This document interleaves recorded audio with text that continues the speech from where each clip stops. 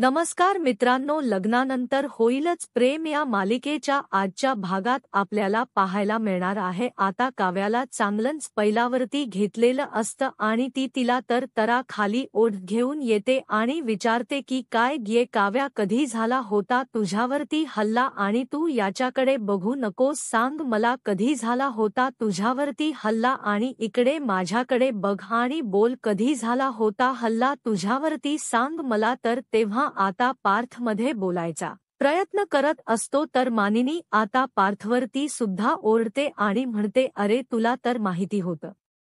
ना, मग तू तरी सांगायचं होच मला. तिला एक अक्कल नाही पण तुला सुद्धा नाही का?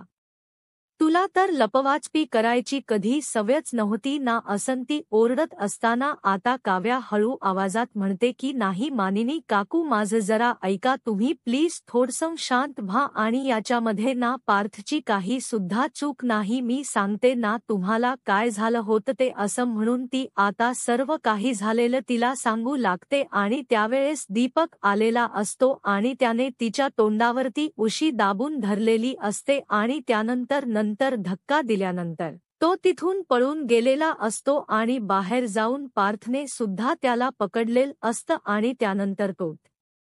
याला सुद्धा धक्का देऊन तिथून निघून गेलेला असतो असं ती सांगत असते आणि पुढे म्हणते की पार्थ मला म्हणाले होते की मी उद्याच्या उद्याना पोलीस कंप्लेंट करतो, तर तेव्हा मीच त्यांना म्हणाले प्लीज पार्थ पोलीस कंप्लेंट करू नका, कारण जर पोलीस कंप्लेंट केली ना तर मग चौकशी आली, चर्चा आली, सगळं काही होणार आणि घरामधले सगळे मोठे माणसं मला म्हणतील की काव्या आता तू घरामधून बाहेर पडू नकोस, 24 तास तू घरामध्येच थांब, म्हणजे 24 तास ना मी घरामध्ये अडकूनच मरेन असं मीच त्यांना सांगितलेलं होतं. असं आता ती सर्व काही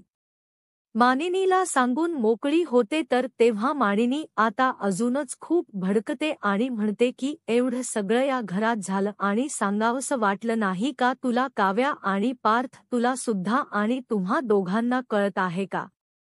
अरे पार्थ, हिला एक अक्कल नाही पण तुला सुद्धा नाही का रे? आणि असंच ती त्याच्यावरती ओढत असताना आता मिथून त्यांच्यामध्ये मध्ये पडतो आणि मायनीला म्हणतो, अहो वहिनी जाऊ द्यात, लेकरं आता मोठी झालेली आहेत आणि लग्न झालेली आहेत त्यांची, असं तो सांगत असतो. तर तेव्हा मानिनी म्हणते की बरोबर आहे तुमचं भाऊजी, मुलांची लग्न झालेली आहेत आता आणि हे आमच्यापासून आता काही सुद्धा लपू शकतात, पण आपण मात्र शांत राहायचं. आणि त्यानंतर ती काव्याला म्हणते की काव्या मला एक गोष्ट सांग, जर तुझ्या घरी हे सगळं झालं असतं तरी सुद्धा तू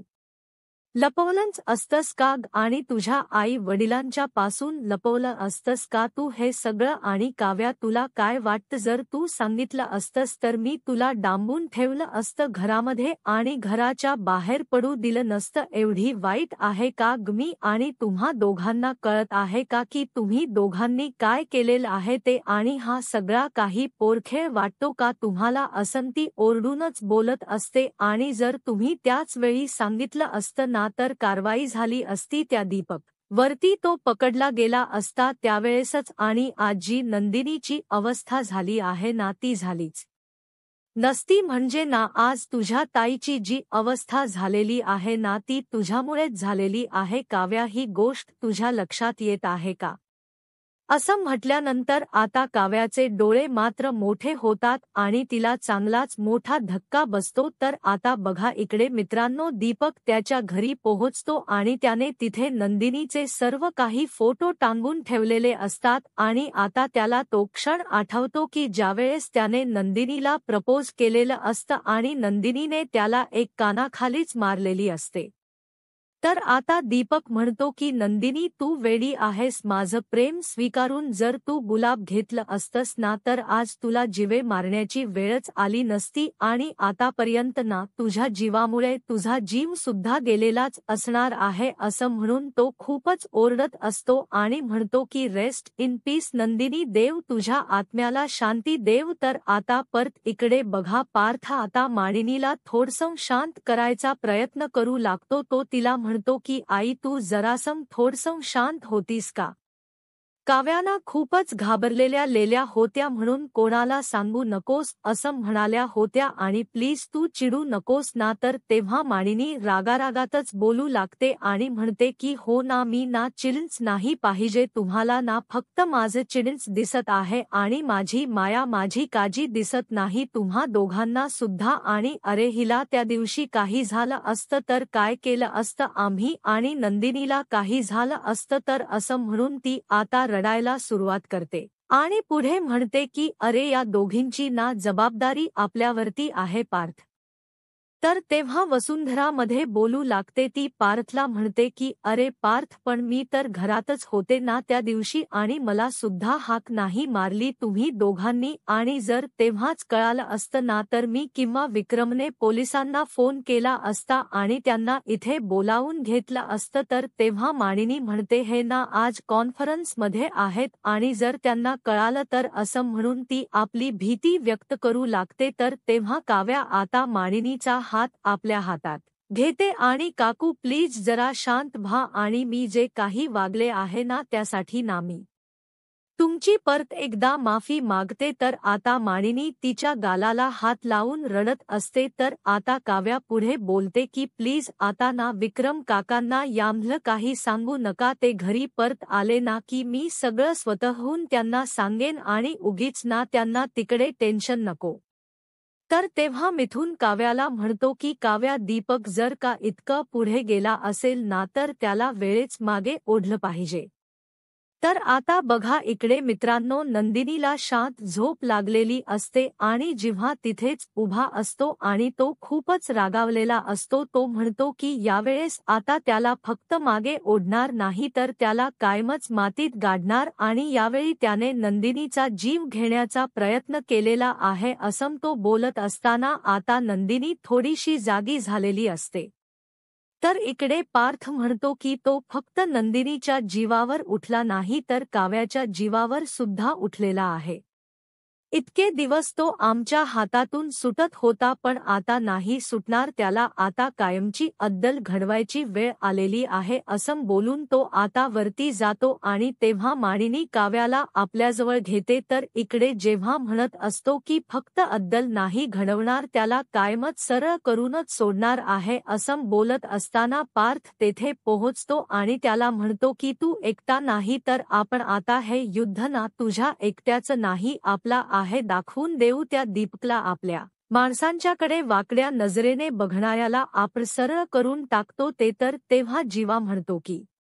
सरळ तर करायचंच आहे पण आपल्या वाकड्यात शिरायची हिम्मत नाही करणार तो हे दाखवून देऊ त्याला देशमुख एकदाच वार करतात पण आरपार करतात तर तेव्हा पार्थ म्हणतो की आता ना तो सुखाची झोप घेत असेल तर तेव्हा जीवा म्हणतो की पण उद्याची सकाळ त्याची शेवटची सकाळ असेल आणि असं बोलल्यानंतर ते दोघं एकमेकांच्या हातात हात देतात आणि तेव्हा काव्या तिथे येऊन ते सर्व बघते आणि तिला धक्काच बसतो तर मित्रांनो दुसऱ्या दिवशी सकाळी ते सर्व बघून आता वसुंधराला खूपच घाबर सुटलेलं असतं आणि ती मनातल्या मनात बोलत असते की खरंतर नाकाल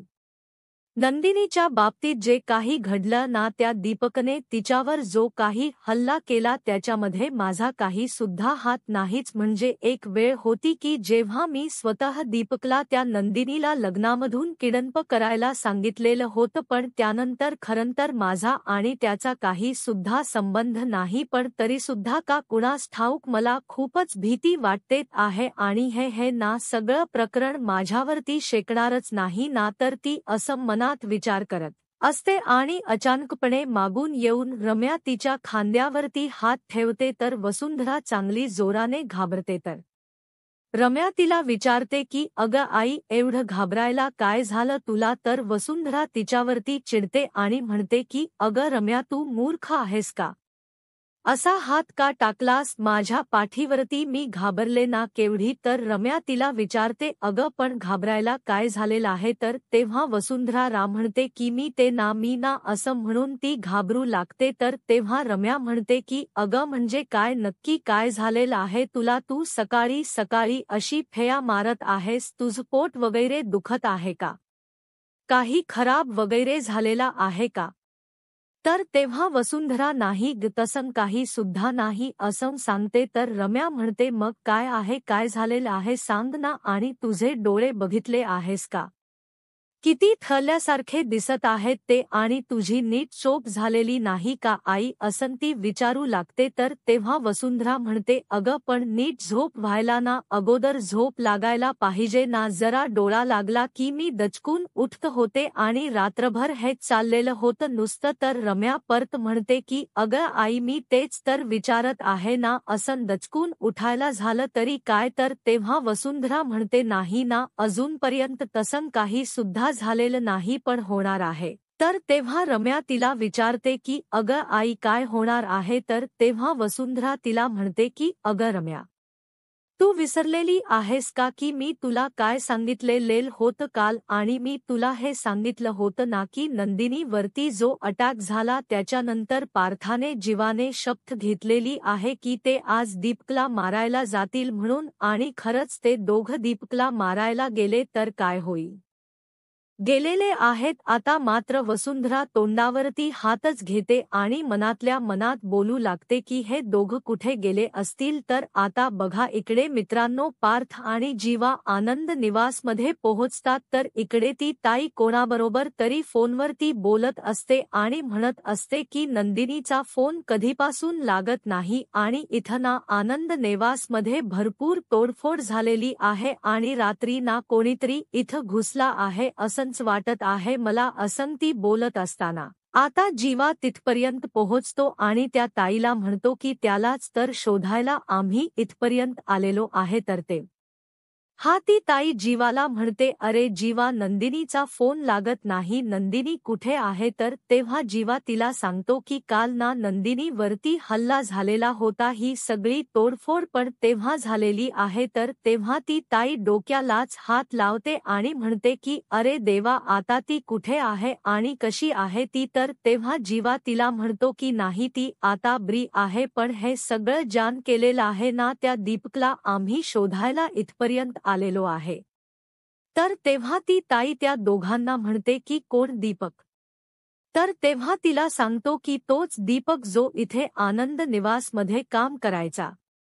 तर तेव्हा ती ताई सुद्धा चिडते आणि म्हणते की त्या नालायक माणसाला ना आम्ही इथून हाकलून काढलेलं होतं. तर तेव्हा पार्थ तिला म्हणतो की त्याला ना अजून अद्दल घडलेली नाही, आज त्याला आमचं चांगलंच दर्शन घडणार आहे.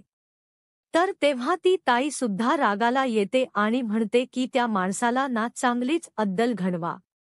तर तेव्हा जेव्हा तिला म्हणतो की अद्दल तर आम्ही घडवणारच आहोत, पण त्याच्यासाठी ना आम्हाला त्याचा ॲड्रेस आणि नंबर हवा आहे. तर तेव्हा ती ताई म्हणते, एक मिनिट थांबा, मी आता लगेचच तुम्हाला देते, असं म्हणून ते रजिस्टर काढून त्याचा मधला ॲड्रेस आणि नंबर त्यांना देत असते. तर तेव्हा जीवा त्या रजिस्टरवरच पानच पाडून घेतो आणि ते दोघे धावत तिथून रागारागात दीपककडे जाऊ लागतात. तर आता बघा इकडे मित्रांनो, कल्पना वसुंधराला हाक मारते. तर वसुंधरा हरवून गेलेली असते. तर तेव्हा कल्पना परत एकदा वसू आत्या अशी हाक मारते. तर तेव्हा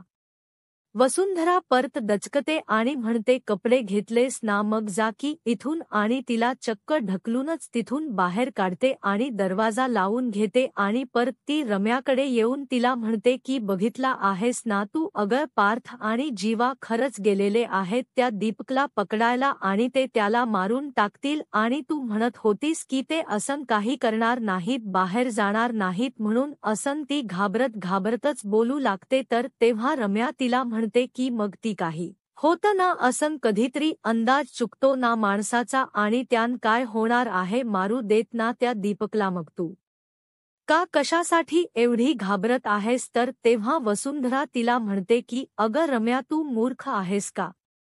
मारू देत काय त्या दीपकला? अगं विसरली आहेस का तू रम्या, तुझं ना पार्थस सोबत लग्न व्हावं ना, म्हणून मी स्वतः त्या दीपकला सांगितलेलं होतं की लग्नामधून नंदिनीला किडनप कर, असं सांगितल्यानंतर आता रम्याला सुद्धा धक्का बसतो आणि तिला तो क्षण आठवू लागतो की ज्यावेळेस वसुंधराने तिला सांगितलेलं असतं की रम्या, तू मला विचारत होतीस ना की माझा प्लॅन काय होता, तर मग ऐक, मी नंदिनीला ना तिच्या स्वतःच्या लग्नामधून किडनप केलं, आणि तो क्षण आठवल्यानंतर आता रम्या तिला म्हणते की हो मला आता आठवलं तू मला बोललेली होतीस तर तेव्हा. वसुंधरा म्हणते नशीब माझं तुला आठवतं तरी आणि रम्या आता जरा विचार कर तो दीपक जर का पार्थ आणि जीवाच्या हाताला लागला ना तर ते त्याला मारतील म्हणजे खरंच मारतील आणि स्वतःचा जीव वाचवण्यासाठी तो धडपड करणारच हातपाय मारणारच आणि अशामध्ये जर का दीपक ना काही बोलला ना तर मग माझं काही खरं नाही आणि असं बोलून ती खूपच धक्क्यामध्ये जाते तर रम्यासला सुद्धा धक्का बसलेला असतो. तर आता बघा इकडे मित्रांनो जीवाने त्याच्या इन्स्पेक्टर मित्राला फोन लावलेला असतो आणि तो त्याला म्हणत असतो की हे बघ तू माझा अत्यंत जवळचा मित्र आहेस पण आज जागेत ना मी तुला कधीच कामासाठी फोन केलेला नव्हता. पण आज ना कारणच तस आहे आणि काम सुद्धा तितकंच महत्वाचं आहे तर तेव्हा विकास त्याला म्हणतो की बस काय जीवा जगासाठी ना मी इन्स्पेक्टर विकास असलो ना तरी सुद्धा तुझ्यासाठी ना तुझा मित्र विक्याच आहे आणि आपण ना जिगरी मित्र आहोत यार तू म्हणशील ना ते मी करीन सांग काय झालेलं आहे तर तेव्हा जीवा त्याला म्हणतो की अरे ना माझ्या बायकोवरती अटॅक झालेला आहे. तर ते ऐकल्यानंतर विकासला धक्काच बसतो. तर तेव्हा जीवा जे काही घडलेलं असतं ते सर्व काही विकासला सांगू लागतो. तर इकडे मित्रांनो रम्या वसुंधराला म्हणते की अरे बापरे म्हणजे तुला काय वाटत आहे की दीपक काय करेल तर तेव्हा वसुंधरा तिला म्हणते की तो ना काही सुद्धा करू शकतो कारण तो विकृत डोक्याचा माणूस आहे तो वाटेल ते करू शकतो अगं स्वतःचा जीव वाचवण्यासाठी ना तो पार्थ आणि जीवाला हे सुद्धा सांगू शकतो की नंदिनीला किडनप करण्यामागे मी होते आणि हे जर का जीवा आणि पार्थलांना कळालं ना तर मग रम्या सगळं काही संपलं सगळंच संपलं असं म्हणून त्या दोघे सुद्धा खूपच घाबरू लागतात तर रम्या म्हणते अरे देवा म्हणजे असं झालं आहे की आपली पापना आपल्या समोरच आलेली आहेत आणि अग आई जर खरंच असं झालं ना तर हे ना सगळे आपल्या दोघींना हाकलून देतील घराबाहेर आणि तेव्हा आपल्याला थांबवायला ना कोणी सुद्धा नसेल तर तेव्हा वसुंधरा म्हणते नाही मी असं काही सुद्धा होऊ देणार नाही पार्थ आणि जीवाना तिथे पोहोचायच्या आधी मला त्या दीपकला सावध करावंच लागेल तर मित्रांनो आता बघा इकडे जीवाने त्याच्या मित्राला म्हणजेच इन्स्पेक्टर विकासला सर्व काही सांगितलं यानंतर विकास खूपच रागाला येतो आणि म्हणतो की त्या हरामखोराची हिम्मतच कशी काय झाली वहिनींच्यावरती हल्ला करण्याची आणि थांब आत्ताच मी येतो आणि आपण त्याची चांगली सोय करू तर तेव्हा जीवा त्याला म्हणतो की नाही नाही तू काही सुद्धा करू नकोस मी तुला त्याचा नंबर पाठवत आहे मला आता ना त्याच लाईव्ह लोकेशन तेवढं पाठव तर तेव्हा विकास त्याला म्हणतो की हे बघ जीवा आपण ना लिगली जाऊ तू ना उगीच कायदा हातात घेऊ नकोस तर तेव्हा जीवा त्याला खोटं बोलू लागतो आणि म्हणतो की हे बघ विकास मी काही सुद्धा करणार नाही मला ना फक्त त्याच लाईव्ह लोकेशन पाठव प्लीज तर तेव्हा विकास परत जीवाला समजावून सांगायचा प्रयत्न करत असतो तर आता जीवा त्याला आपल्या मैत्रीची शपथच घालतो आणि मला काही सुद्धा करून तो दीपक हवा आहे असं बोलतो तर आता बघा इकडे दीपक त्याच्या घरी पोहोचलेला असतो आणि तो नंदिनीच्या फोटोसमोर उभा राहून बोलत असतो की नंदिनी आज तुझा नवरा जीवाना तुझ्यासमोर बसून रडत बसलेला असेल मला होकार दिला असतास ना तर आज तुझ्यावरती ही वेळ आलीच नसती असं तो बोलत असताना आता वसुंधराचा त्याला फोन येतो तर तेव्हा दीपक खुशच होतो आणि त्याला वाटतं की नंदिनी मेलेल्याची बातमी सांगायसाठीच वसुंधराने त्याला फोन केलेला असेल तर तेव्हा तो फोन उचलतो आणि हरतो की गुड मॉर्निंग वसुंधरा मॅडम सॉरी तुम्हा देशमुखांसाठी ना आज बॅड दिवस असणार आहे पण ना तुम्ही तर खुश असालच कारण खूप अगोदर तुम्ही मला जे काम दिलेलं होतं ना ते फायनली मी आता पूर्ण केलेला आहे त्यामुळे माझ्यामुळे आज तुम्हाला सुद्धक लागणार आहे बाय द वे नंदिनीची शोक यात्रा निघाली आहे का असं तो विचारत असताना वसुंधरा त्याला म्हणते की अरे मूर्ख माणसा शोक यात्रा तिची नाही तर तुझी निघणार आहे असं बोलल्यानंतर आता दीपकला धक्काच बसतो तर इकडे जीवा विकासला म्हणत असतो की तू मला लाईव्ह लोकेशन पाठवणार आहेस का मी दुसऱ्या कोणाला फोन करू तर तेव्हा विकास आता तयार होतो आणि म्हणतो की ठीक आहे, मी तुला ना लाईव्ह लोकेशन देतो, तू मला ताबडतोब त्याचे डिटेल्स आणि फोटो असतील ना तर फोटो पाठव आणि मी माझ्या सोर्सेसना लगेचच कामाला लावतो आणि त्या दीपकचा नंबर ना त्यांना ट्रेस करायला सांगतो. तर तेव्हा जेव्हा म्हणून फोन ठेवून देतो आणि त्यानंतर तो दीपकचे डिटेल्स त्याला पाठवू लागतो तर तेव्हा पार्थ जीवाला म्हणतो की मला काय वाटत आहे माहिती आहे का की या चिठ्ठीवरती जो ॲड्रेस आहे ना तर आपण तिथूनच सुरुवात करूयात. तर तेव्हा जीवा त्याला म्हणतो की अरे दादा, त्याने काही सुद्धा उपयोग होणार नाही, कारण तो ना आता त्याच्या घरी नसणारच आहे. खूप हुशार आहे तो आणि तो ना सणारा साप आहे, तो नक्कीच कुठल्यातरी बिळामध्ये लपून बसलेला असणार आहे. तर मित्रांनो, आजचा भाग इथेच संपतो आणि पुढील भागामध्ये आपण पाहणार आहोत की वसुंधरा आता मानीला विचारत असते की पार्थ आणि जीवा कुठे गेलेले आहेत. तर तेव्हा माईनी वसुंधराला सांगते की ते दोघे सुद्धा ना दीपकच्या मागावरती गेलेले असणार आहेत. तर आता इकडे जीवा आणि पार्थ अखेर विकासने सांगितलेल्या लोकेशन पर्यंत पोहोचतात. तर तेव्हा जेव्हा पार्थला म्हणतो की तू नाही या बाजूच्या खोल्या चेक कर, मी या बाजूच्या खोल्या चेक करतो आणि काही सुद्धा झालं ना तर दीपक आपल्या हातातून सुटला नाही पाहिजे. तर तेव्हा पार्थ म्हणतो अरे मी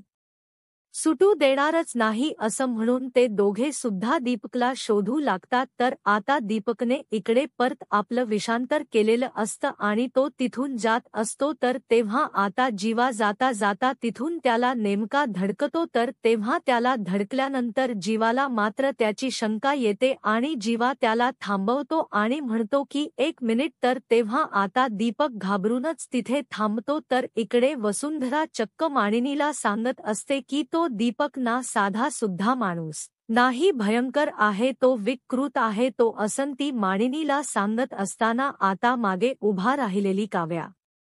वसुंधराला शंकेनेच विचारते की पण हे सगळं तुम्हाला कसं काय माहिती आहे. तर तेव्हा वसुंधरा धक्क्यानेच तिच्याकडे बघते. तर तेव्हा काव्या परत तिला म्हणते की हे सगळं तुम्हाला कसं काय माहिती आहे. तर आता मात्र वसुंधरा तिने सरसरील्या सापळ्यात तीच अडकते आणि काही बोलता ती धक्क्याने आता शांत होते. तरी अशाच मालिकेच्या अपडेटसाठी आत्ताच माझा महाराष्ट्र या यूट्यूब चॅनलला सबस्क्राईब करा. धन्यवाद.